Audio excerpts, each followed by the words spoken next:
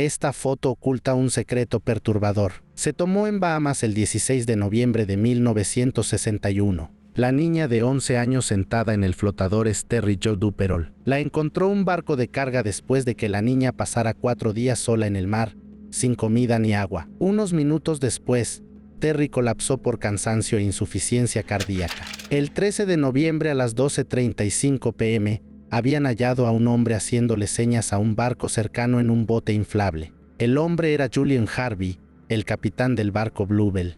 Les dijo a las autoridades que el barco se había hundido tras una tormenta violenta y que él era el único sobreviviente. 3 días después, mientras la guardia costera interrogaba a Harvey, este oyó que habían rescatado a Terry Jo Duperol. A la mañana siguiente, hallaron a Julian Harvey muerto en su cuarto. Lo que sucedió en el barco Bluebell seguiría siendo un misterio a menos que por un milagro, los doctores salvaran a su última sobreviviente, la niña de 11 años que el mundo conocía como la huérfana del mar.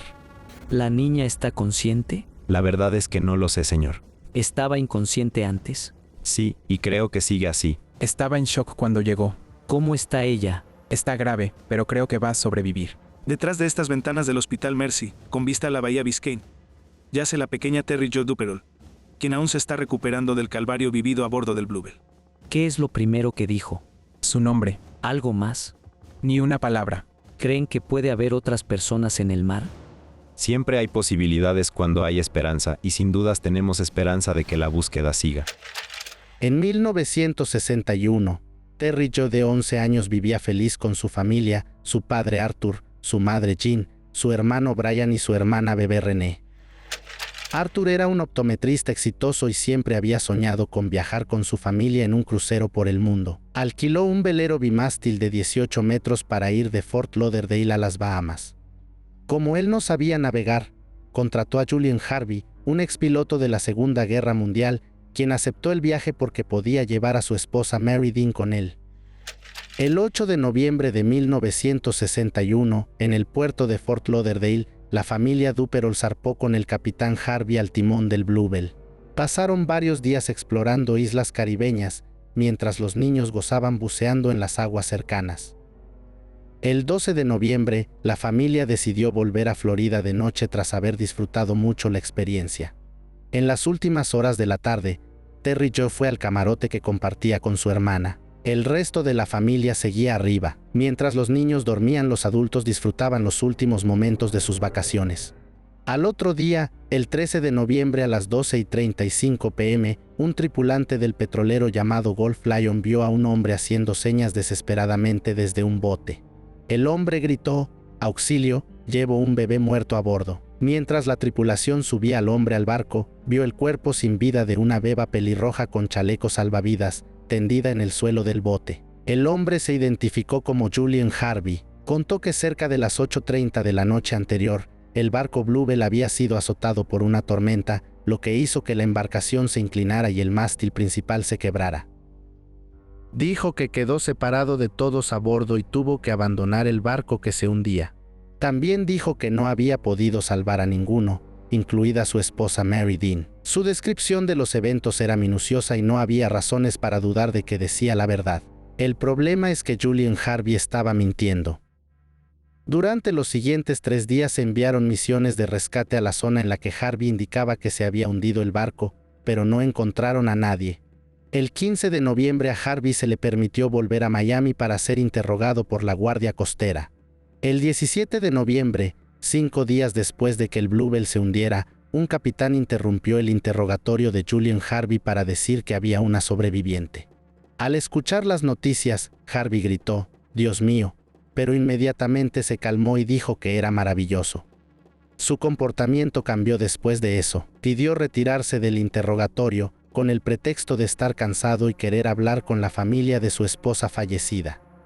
Al salir del interrogatorio, Harvey condujo un corto tramo por Biscayne Boulevard antes de registrarse en el motel Sandman con un nombre falso. Una empleada lo encontró muerto en su habitación al día siguiente. ¿Se le ocurre alguna razón por la que Harvey haría algo como esto? Lo conozco desde hace muchos años y creo que lo que sucedió es que él por fin había encontrado a la mujer de sus sueños. Cuando regresó después de esta tragedia, lo fui a buscar al aeropuerto y recuerdo que noté que estaba en un estado de shock muy profundo, un estado del que creo que no logró salir. Quizás nunca salió del shock hasta que se suicidó. En un hospital a 11 kilómetros, la pequeña Terry estaba en coma, recuperándose del calvario vivido en el mar, mientras su rescate ocupaba las noticias de todo el país. La muerte abrupta de Julian Harvey dejaba más preguntas que respuestas sobre lo que podría haber sucedido en la noche que se hundió el Bluebell. Todos esperaban que Terry Joe despertara y contara su versión de la historia. El 20 de noviembre la verdad por fin salió a la luz. Terry Joe estaba despierta y lista para hablar. Su historia comenzó la noche del 12 de noviembre. Esa noche estaba durmiendo y me despertó el grito de mi hermano. Y era un tipo de grito que enseguida me puso en alerta. Sabía que algo terrible había pasado. Escuchó a su hermano pedirle ayuda a su papá y luego solo silencio.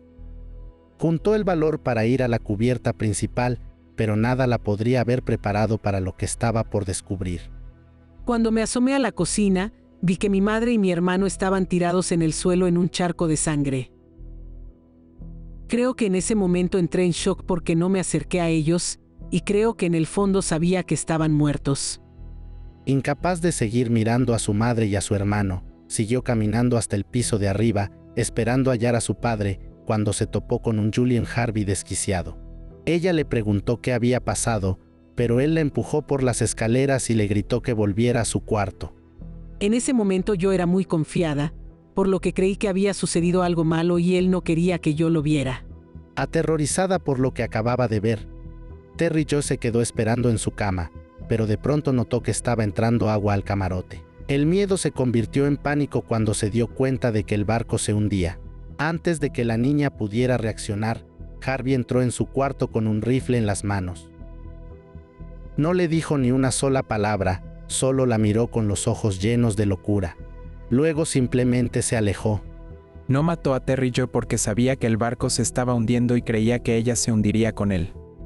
Terry siguió esperando en su cuarto mientras éste se llenaba de agua rápidamente. Tenía miedo de lo que encontraría si subía, pero sabía que no tenía otra opción. Decidí que no podía quedarme más tiempo allí, ya que el agua estaba haciendo flotar mi colchón, así que fui nadando de a poco hasta lograr volver a subir a la cubierta. Cuando al fin llegó hasta la cubierta, vio al capitán Harvey bajando el bote al agua. Se atrevió a preguntarle si se estaba hundiendo el barco, pero él siguió sin responderle. Harvey se lanzó al mar en la oscuridad y se subió al bote que se alejaba flotando.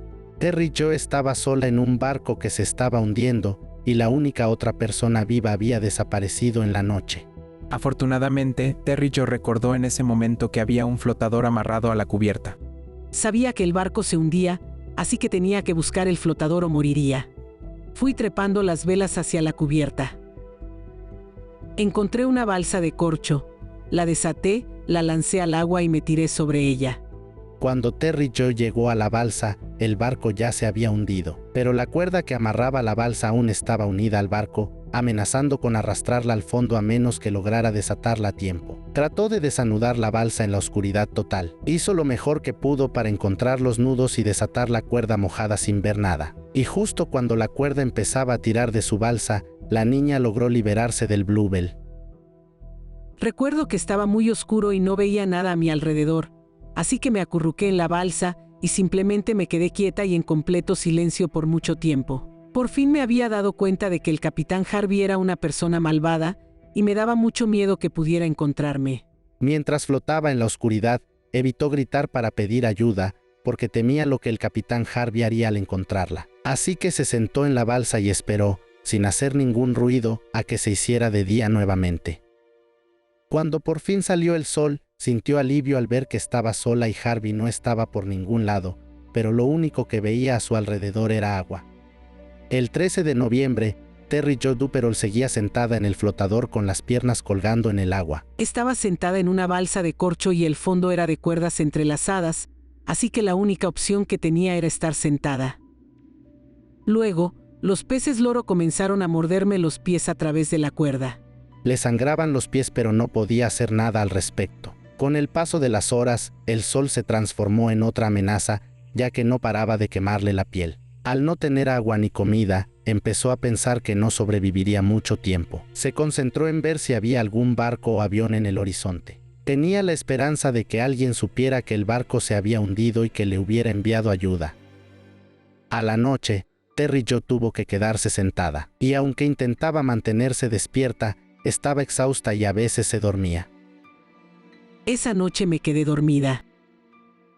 Y mientras dormía, soñé que veía las luces azules de la pista de aterrizaje de un aeropuerto, y podía ver que mi mamá y mi papá me esperaban del otro lado de esa pista.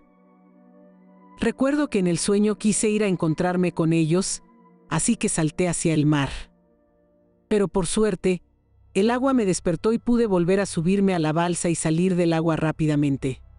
Entonces se dio cuenta de que dormir era peligroso, porque si perdía la balsa moriría. Durante el amanecer del 14 de noviembre vio un avión rojo volando en círculo sobre ella. Convencida de que por fin la rescatarían, Terry se emocionó, pero había un solo problema. Lo que sucedía era que el flotador que ella había logrado sacar del Bluebell era de color blanco. Las crestas de las olas son blancas, por lo que era imposible ver ese objeto ovalado y blanco, flotando en medio del océano, rodeado de olas del mismo color. Recuerdo que había un avión de búsqueda color rojo que estaba tan cerca que casi lo podía tocar. En ese momento, me quité la blusa y comencé a moverla sobre mi cabeza y a gritar con todas mis fuerzas, y no entendía por qué no me veían. El avión bajó sobre el agua y estaba tan cerca de ella que podía ver los detalles del fuselaje. Estaba convencida de que el avión la rescataría. Pero el avión se fue. Y eso fue muy desalentador. Cuando vio un barco en el horizonte, comenzó a remar con las manos y los pies, pero se dio cuenta de que no llegaría a tiempo. Su esperanza desaparecía con cada barco que veía. El 16 de noviembre, Terry Jo había pasado 4 días y 4 noches en la balsa de corcho. Ya no tenía esperanzas al ver un barco o un avión. Cada vez perdía más la conciencia sentada en la balsa. Tenía los labios hinchados y secos, le dolía el cuerpo y le ardía muchísimo la piel. Simplemente miraba hacia adelante, sin prestarles atención a los barcos que pasaban de largo sin verla. Lo que sucedía era que estaba perdiendo la conciencia. Un buque de carga griego navegaba por el canal Providence en las Bahamas, y uno de los hombres en cubierta estaba mirando hacia el mar cubierto de olas con crestas blancas. Pero vio a lo lejos una cresta blanca que no desaparecía como las otras. El hombre en el mirador me vio con sus binoculares, y al principio pensó que yo era un pescador, pero después se dio cuenta de que un pescador no podía estar en un bote tan pequeño. A él debió haberle parecido algo totalmente irreal, porque la niña estaba casi en coma en ese momento. Estaba casi muerta debido a la exposición a los elementos y la deshidratación. Mi ritmo cardíaco era totalmente irregular. Mis riñones estaban fallando. Estaba por morir. ¿Está consciente ahora? La verdad es que no lo sé. ¿Estaba inconsciente antes? Sí, y creo que sigue así. Detrás de estas ventanas del Hospital Mercy, con vista a la bahía Biscayne, yace la pequeña Terry Jo Duperol, quien aún se está recuperando del calvario vivido a bordo del Bluebell. Estaba en shock cuando llegó. ¿Qué es lo primero que dijo? Su nombre. ¿Solo dijo su nombre? ¿Dijo algo más? Ni una palabra. ¿Sentía algún dolor? No lo sé porque no dijo nada. ¿Cómo está? Está grave, pero creo que va a sobrevivir. El 20 de noviembre, Terry Jo Duperol les dio su testimonio a los investigadores desde la cama del hospital. Confirmó que todo lo que había dicho Harvey sobre lo sucedido era mentira. Se llegó a la conclusión de que el barco Bluebell fue hundido de forma intencional. Además, logramos determinar que tanto Arthur Duperol como Jean Duperol, Brian Duperol y Mary Jordan Harvey perdieron la vida a manos de Julian Harvey antes de que se produjera el hundimiento del barco. No puede determinarse la naturaleza exacta de las circunstancias por las cuales se perdieron estas vidas, ni el orden en que estas personas fallecieron. Por último, aclaramos que no pueden determinarse los motivos exactos de las acciones de Julian Harvey. No obstante, debe tenerse en cuenta el hecho de que él era el único beneficiario del seguro de vida de su esposa y que en el momento de los hechos necesitaba dinero. Al indagar en el pasado de Harvey, parece posible que hubiera hecho algo así antes. Su historial reveló que estuvo involucrado en fraudes de seguros, barcos hundidos o incendiados, aviones estrellados y lo peor, que su exesposa había muerto en un accidente de auto. Aunque los detalles de las muertes de la familia Duperol aún son desconocidos, la investigación indica que probablemente Julian Harvey estaba matando a su esposa cuando fue sorprendido por Arthur o Jean Duperol. Entonces Harvey decidió matar a todos y hundir el barco para ocultar su delito. Pero no esperaba que la pequeña Terry Jo de solo 11 años sobreviviera sola en el mar y arruinara su malévolo plan. ¿Cómo estuvo Terry en el interrogatorio? La niña estaba increíblemente tranquila. La verdad, debo decir que me sorprendió ver el increíble ejemplo de fortaleza y coraje que esta niña demostró en todo momento. En varias oportunidades le preguntamos si estaba cansada y quería parar un rato, pero siempre dijo que no. Terry Jo respondió todas las preguntas que le hicimos de manera franca, directa y muy honesta. Es una joven maravillosa. Terry Jo, la niña que el mundo conocía como la huérfana del mar, estaba a salvo pero había perdido a toda su familia. Su tía y su tío la acogieron y trataron a Terry Jo como si fuera su propia hija. Amo muchísimo a mis tíos y hasta el día de hoy los considero mis padres. Sin embargo, en ese momento me costó mucho aceptar que mi papá y mi mamá ya no estaban. Por eso, esa época fue muy difícil para mí. Lo que me sucedía es que no podía creer que mi padre estuviera muerto, porque yo no lo había visto. Entonces lo que hacía era escaparme por capricho. Conducía hacia las playas de Carolina del Norte buscando a mi padre, y por mucho tiempo no paré de buscarlo. Hice eso por mucho tiempo, hasta los 35 años, cuando por fin logré aceptarlo. Toda su vida adulta, Terry Jo se sintió atraída por el agua y trabajó en su regulación y zonificación. A pesar de su trauma, sigue sintiendo una fuerte conexión con el mar. Ella dice que quiere proteger el mar, porque el mar la salvó cuando era pequeña. También es su forma de sentirse unida a su familia. Es un testimonio de la fuerza de voluntad y el espíritu de los seres humanos. Es una historia que va más allá de la simple supervivencia. Es una historia que nos habla del poder del mal, pero que también nos enseña sobre cómo el espíritu humano puede negarse a dejarse dominar por la maldad. El aprendizaje que obtuve de lo que me sucedió es que, si de repente debes enfrentarte a una situación que es desafiante, debes adaptarte a las circunstancias y seguir adelante. Realmente creo que cualquiera que haga esto logrará salir adelante. Fui muy afortunada por tener a mi familia. Tengo el deseo de seguir estando sana y siendo feliz, y también me gustaría seguir teniendo el amor maravilloso que por suerte siempre compartí con mi familia y con mis amigos. Le tomó muchos años recuperarse de su calvario en el mar, pero hoy, Terry Jo es un faro de esperanza para los sobrevivientes de todo el mundo. Ella es la prueba viviente de que incluso después de la tragedia, hay una vida que vale la pena vivir.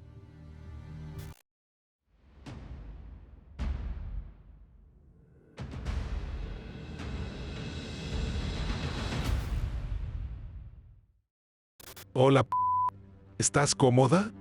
Tienes las muñecas y los tobillos encadenados, estás amordazada y con los ojos vendados, estás aquí en contra de tu voluntad. Tienes que calmarte al menos por un momento y escuchar esta grabación. A esta grabación la hizo David Parker Ray, también conocido como el asesino de la caja de juguetes. Y fue la grabación que se reprodujo para Cynthia Vigil el día de su secuestro. Bueno, te voy a explicar detalladamente por qué has sido secuestrada, qué te va a pasar y cuánto tiempo estarás aquí. Dadas las circunstancias, debe ser aterrador. Permanecerás en un lugar que es aún más seguro que una celda de prisión. Aquí no vales más que uno de los perros u otro de los animales del establo, porque básicamente has sido secuestrada y traída aquí para que te entrenemos y te utilicemos como esclava sexual. La grabación dura 50 minutos. El contenido es extremadamente perturbador, pero lo que se mostrará en este video es la prueba clave para la condena de David Parker Ray. El famoso asesino de la caja de juguetes secuestró a Cynthia Vigil, la encadenó, la esclavizó y la violó durante 3 días. Pero ella se defendió y logró escapar. Y a David lo arrestaron ese mismo día. Cuando el FBI allanó su casa, no esperaba toparse con lo que había en el remolque blanco estacionado afuera. Casos como los de Kelly Van Cleave y Mary Parker, que desconcertaron a la policía durante años, finalmente se resolvieron. y David Parker Ray fue condenado a 224 años de prisión. Todo gracias a una sobreviviente. Pero lo más impactante es que cada pieza del rompecabezas estaba escondida a la vista de todos. No entiendo cómo nadie me vio. Realmente no lo podía creer. En el pueblo de Truthor, Consequences, Nuevo México, una joven de 19 años, Kelly Van Cleef, vivía con su esposo. El 25 de julio de 1996, Kelly desapareció luego de discutir con su esposo. Él comenzó a buscarla por todo el pueblo y dio aviso a la policía. Y pronto se descubrió que había sido vista por última vez en un bar local, el Blue Water Saloon, con algunos amigos, entre los que estaba una mujer llamada Jessie Ray. 3 días después, el 28 de julio, un guardaparque la llevó a su casa. Parecía estar ebria y estaba llena de sangre y moretones. Estaba muy desorientada y confundida. Mi pelo era un desastre. Tenía arena por todas partes y vestía la misma ropa que tenía el día en que me fui. El guardaparque dijo que la encontró delirando en la playa. Pero Kelly no recordaba nada de los últimos 3 días. Estaba dolorida y aterrada. No tenía idea de qué había pasado y no sabía qué hacer. El 5 de julio de 1997, un año después de la desaparición de Kelly, desapareció su amiga cercana Mary Parker, de 22 años. 2 días después, la madre de Mary fue a la oficina del sheriff para reportar que llevaba días sin saber nada de su hija. La policía investigó y otra vez las pistas condujeron al Blue Water Saloon. Kelly había estado allí y la había visto a Mary marcharse con su exnovio, Roy Yancey, y con una amiga de los dos, Jessie Ray. Cuando la interrogaron, Jessie dijo que esa noche dejó a Mary en su casa. Después de casi 2 semanas sin noticias de Mary, el caso se desestimó, debido a su historial de adicciones, y ella pasó a ser considerada una fugitiva. Mary tenía 2 niñas pequeñas y no había forma de que las abandonara. Sabía que algo andaba mal. El 20 de marzo de 1999, a 250 kilómetros de donde desapareció Mary, Cynthia Vigil, de 22 años, salió de una habitación de hotel. En aquel entonces estaba huyendo de un novio. No quería estar cerca de él, así que estaba alojándome en el motel de un amigo. Después de unos días allí, Cynthia se sentía más segura que en su casa, pero no sabía que un hombre había estado espiándola. Al salir del hotel aquella mañana, se encontró con un amigo llamado DJ. Él le comentó que había un hombre que la estaba buscando y que la esperaba en una casa rodante enfrente. Cynthia sabía que no debía entrar, pero ignoró su instinto. Entró y cerró la puerta. Minutos más tarde, la casa rodante se marchó y Cynthia desapareció. Pasaron los días y Cynthia no aparecía. Su cuarto de hotel estaba vacío. Nadie dio aviso a la policía sobre la desaparición repentina y extraña de Cynthia, ni siquiera su amigo DJ, que la vio irse. El 22 de marzo de 1999, un operador del departamento del sheriff del condado de Sierra recibió una llamada inusual. Hola. Hola. Escucho ruidos de cosas rompiéndose en el fondo. Pero nadie respondió. Poco después, otra persona llamó al 911 con información impactante que sería la primera pista sobre lo que les pasó a las 3 mujeres, Kelly, Mary y Cynthia. ¿Policía? Hola, llamo por una joven que entró corriendo a mi casa. Me dijo que la han violado. Incluso tiene una cadena. Envíen ayuda de inmediato. Esta chica está completamente desnuda. Me dijo que la tuvieron secuestrada 3 días. La mujer a la que se refería era Cynthia Vigil, de 22 años, pero a diferencia de Kelly, Cynthia recordaba todo. La mañana del secuestro, Cynthia estaba sentada dentro de la casa rodante junto al hombre que había preguntado por ella. El hombre no parecía muy intimidante, pero ocurrió algo inusual que debería haberla alertado. Noté que él le dio dinero a DJ por la ventana, y DJ me dejó allí y se fue corriendo. Cynthia y el hombre conversaron un poco. Él se mostraba interesado en su profesión. Pero de repente sacó unas esposas y se las puso en las muñecas. Cynthia entró en pánico. Trató de escapar y liberarse, pero el hombre era demasiado fuerte y la sujetaba firmemente. Literalmente tocaba la puerta con las puntas de los dedos. En ese instante, una mujer salió desde atrás de la cortina de la ducha y le dio una descarga con una picana para ganado. Eso me hizo caer de rodillas y entonces me esposaron al gabinete. Los 2 secuestradores condujeron, con su víctima encadenada en la parte trasera. Mientras el vehículo avanzaba, Cynthia desatornilló la manija del gabinete al que estaba esposada. Recuerdo ponerme de pie y mantenerme agachada mientras pensaba. Apenas se detenga el vehículo, voy a golpear la puerta. Pero la casa rodante frenó abruptamente, haciendo que Cynthia se cayera al suelo y dejara al descubierto que se había desatado. Aún tenía las manos detrás de la espalda, pero estaba suelta. Ella vino hacia mí con un arma, y fue entonces cuando me quitaron toda la ropa. Me encadenaron los pies y me pusieron cinta en la cara, desde el mentón hasta la parte de arriba de la cabeza. Después de conducir durante horas, la casa rodante finalmente se detuvo. Cynthia descendió del vehículo a punta de pistola. Una vez afuera, pudo ver otras casas rodantes alrededor. Cynthia tenía la esperanza de que alguien viera que estaba esposada, desnuda y con una pistola apuntándola. Pero eso no pasó. Fue a plena luz del día. No entiendo cómo nadie me vio. Realmente no lo podía creer. Una vez adentro, la sentaron en la cama y le colocaron un collar de metal alrededor del cuello, asegurado con un candado y encadenado a la pared. No podía entender lo que estaba pasando. Estaba en shock. Estaba muy asustada, porque no sabía lo que me deparaba el futuro en ese momento. Y luego reprodujo una grabación suya hablando. Hola. ¿Estás cómoda? Lo dudo. Tienes las muñecas y los tobillos encadenados, estás amordazada y con los ojos vendados. No conozco los detalles de tu secuestro, porque esta grabación se está creando el 23 de julio de 1993 como un aviso general para las futuras cautivas. Y fue en ese momento que me di cuenta de que no era la única persona a la que él le había hecho esto. Es evidente que estás aquí en contra de tu voluntad. Estás indefensa. Tienes mucho miedo. Probablemente pienses que te voy a... y tienes toda la razón. Has sido secuestrada y traída aquí para que te entrenemos y te utilicemos como esclava sexual. Puede que estés casada, tengas 1 o 2 hijos o tengas un novio o una novia. Pero no me importa, y no quiero saber nada al respecto. Aquí no vales más que uno de los perros u otro de los animales del establo. No tendría problema de cortarte la garganta. Mientras estaba tumbada en la cama aterrorizada, lo que oyó a continuación explicó por qué ninguno de los vecinos la había visto y por qué no debía esperar su ayuda. La única casa cercana es de unos amigos que no oyen ni ven nada. Ellos conocen nuestras manías, y puede que tengas que servirles ocasionalmente. El resto de la cinta explicaba lo que te iba a pasar. Y cómo él te iba a torturar. Durante los siguientes 3 días, Cynthia sufrió de manera inimaginable a manos de sus captores. Pero no compartiremos los detalles. Los dos actuaban como si eso fuera algo que hicieran a diario. Para ese entonces, yo estaba entumecida. Todas las noches, los 2 captores hacían su cama en el suelo junto a ella.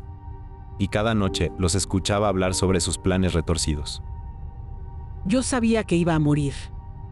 Sabía que me iban a matar, pero no sabía cuándo. Me quería morir. Quería suicidarme. En la última noche, escuchó cómo hablaban sobre una niña pequeña, una niña a la que planeaban secuestrar desde temprana edad para convertirla en su esclava. Y al parecer ellos ya sabían cuál sería esa niña.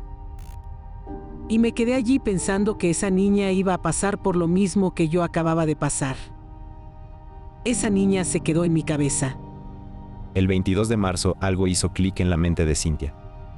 Sabía que necesitaba escapar de sus secuestradores para evitar que lastimaran a alguien más. Intentaba pensar en la manera de escaparme.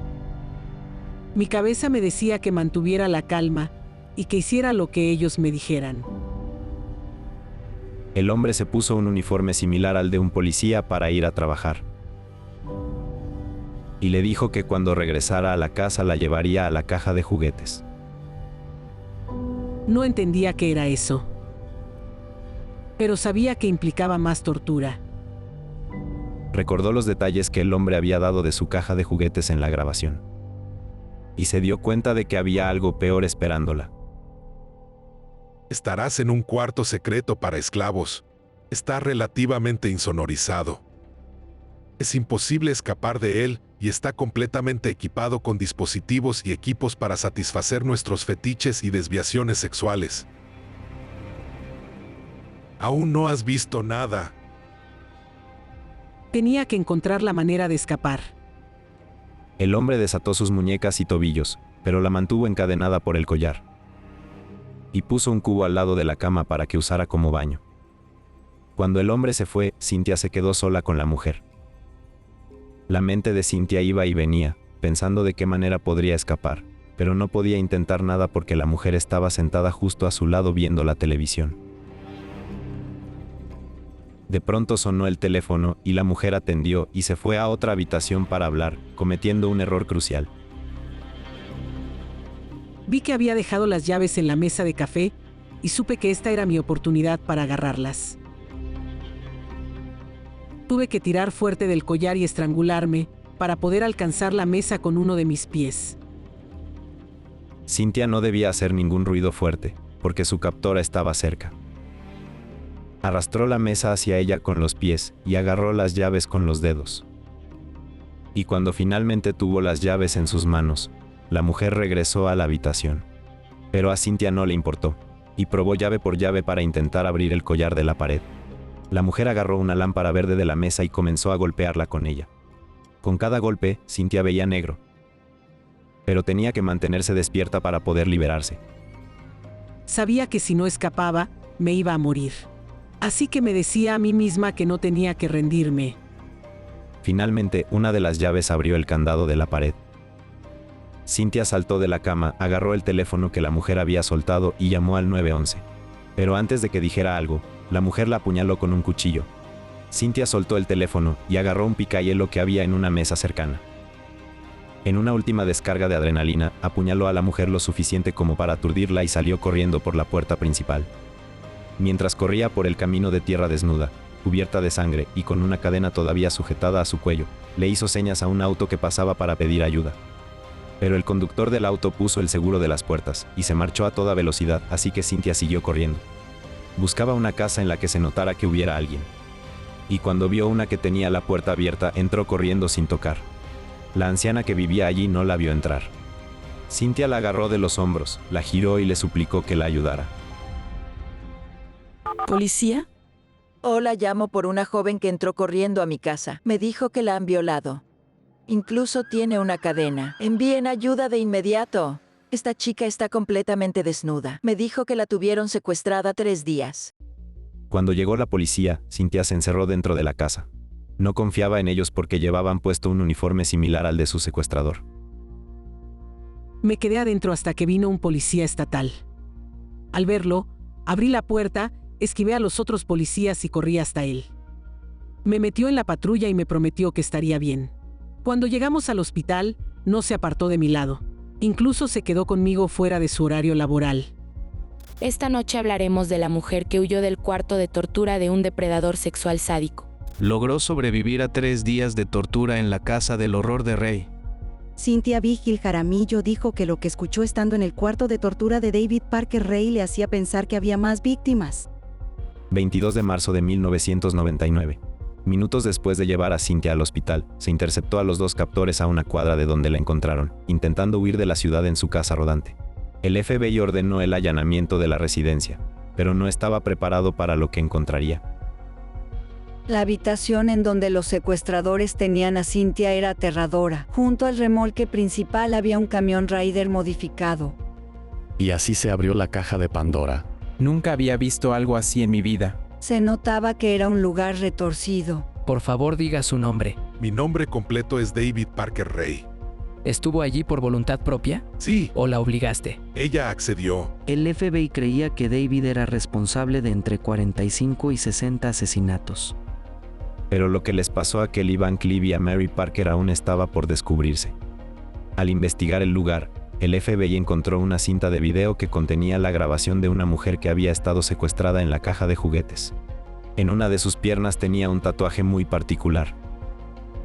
El tatuaje apareció en las noticias nacionales, para ver si alguien lo reconocía. Muy poco tiempo después vino una mujer y dijo que ese era su tatuaje y que esa era ella. Me mostraron fotografías de mis tatuajes que habían sacado de un video y tuve que reconocerme en esas imágenes. Después de ver aquellas fotografías que me mostraron, todo comenzó a tener sentido para mí. Desde su desaparición 3 años atrás, Kelly había estado teniendo pesadillas. Pero aún así no podía recordar qué había ocurrido, hasta que le mostraron una parte de la transcripción de la grabación de la voz de David Parker Ray en la que explicaba lo que le había hecho. Si matara a cada que secuestramos, habría cuerpos tirados por todo el país. Así que he creado un método alternativo y seguro para deshacerme de ustedes. Después de que terminemos contigo, te vamos a llenar de y vas a estar durante un par de días mientras juego con tu mente. No vas a recordar una de esta pequeña aventura. Y entonces entendí que mis pesadillas no solo eran pesadillas. Todo era real, y había ocurrido. Y luego comencé a recordar otras cosas. La mujer llamada Jessie Ray, que había sido vista por última vez con Kelly la noche de su desaparición, trabajaba para David Parker Ray. Ella fue quien drogó a Kelly y la llevó a la casa de David. Jessie Ray era en realidad la hija de David. Y el guardaparque que llevó a Kelly de regreso a su casa cuando desapareció era nada más ni nada menos que David. Como la desaparición de Kelly era idéntica a la de Mary Parker, el FBI reabrió su caso y dio con su exnovio Roy Yancey. Cuando lo interrogaron, confesó todo. Por lo que tengo entendido, él llevaba muchos años secuestrando, torturando y matando mujeres. Lo cierto es que a Roy Yancey lo obligaron a matar a Mary Parker. ¿De dónde sacaste la idea de matar a Mary? Fue idea de David Parker Ray. Me dijeron que si le contaba algo a alguien me iban a matar y tirar en una zanja. ¿Quién te dijo eso? Fue David. Y si bien el cuerpo de Mary Parker sigue sin aparecer, su familia finalmente pudo tener un cierre. Cuando se llevó a cabo el juicio, tanto Cynthia como Kelly tuvieron que ver a David y a su novia Cindy. Él fue muy nefasto. Se comportó como si fuese inocente y no hubiera hecho nada malo. Y eso me enfadó mucho. No quería llorar y que viera todo el daño que me había causado. No quería ser su víctima. No quería ir al juicio. No quería enfrentarlo. Pero lo hice, porque tenía que hacer todo lo que estuviera a mi alcance para salvar a otras mujeres. Todos los cómplices de David Parker Ray se declararon culpables de sus delitos, y finalmente él también lo hizo. El jurado le impuso la pena máxima de 224 años de prisión. Nada podrá reparar el daño causado por semejante maldad, pero gracias al increíble coraje y fuerza de Cynthia Vigil, nunca habrá otra víctima. Y la niña por la que estaba preocupada durante su secuestro finalmente está a salvo. David Parker Ray murió en prisión ese mismo año de un ataque al corazón. Cuando me enteré de que había fallecido, me puse feliz. Pero al mismo tiempo sentí mucha pena por los seres queridos de las personas que siguen desaparecidas al día de hoy. ¿Quién sabe dónde estarán sus cuerpos? Después de más de 20 años de su escape, Cynthia sigue contando su historia para animar a otras mujeres en apuros a buscar ayuda. Se ha vuelto una figura destacada en su comunidad. Tengo una ONG llamada Street Safe New México. Brinda ayuda a las mujeres que han sido víctimas de violación, tráfico de personas o ataques. Me gusta ayudar a los demás. Ayudar a otras personas me permite superar lo que David Parker Ray me hizo a mí.